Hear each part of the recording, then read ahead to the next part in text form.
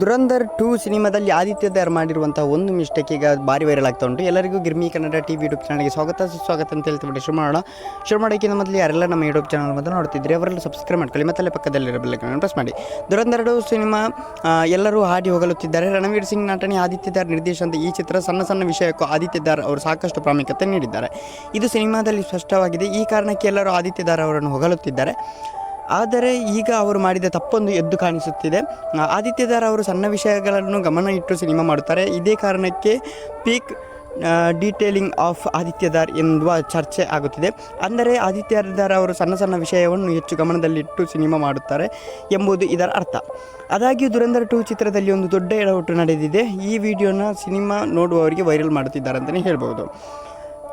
ಹಂಜಾ ಹಾಗೂ ಅವನ ಗೆಳೆಯ ಮಧ್ಯೆ ಕಿತ್ತಾಟ ನಡೆಯುವ ದೃಶ್ಯ ಇದೆ. ಈ ದೃಶ್ಯದ ಪ್ರಸಾರ ಕಾಣುವಾಗ ಕನ್ನಡಿಯಲ್ಲಿ ಕ್ಯಾಮರಾಮ್ಯಾನ್ ಕೂಡ ಕಾಣುತ್ತಾರೆ.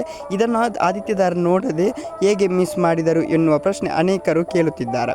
ಇನ್ನು ಕೆಲವು ಆದಿತ್ಯದಾರ್ ಅವರು ಬೆಂಬಲಿಸುತ್ತಿದ್ದಾರೆ ಅಂತಲೇ ಹೇಳ್ಬೋದು. ಇದೀಗ ಅದೇ ಕ್ಯಾಮರಾಮ್ಯಾನ್ ಅವರು ಕನ್ನಡಿಯಲ್ಲಿ ಕಾಣಿರೋದು ತುಂಬಾ ಇದು ವೈರಲ್ ಆಗ್ತಿದೆ. Thank you, by.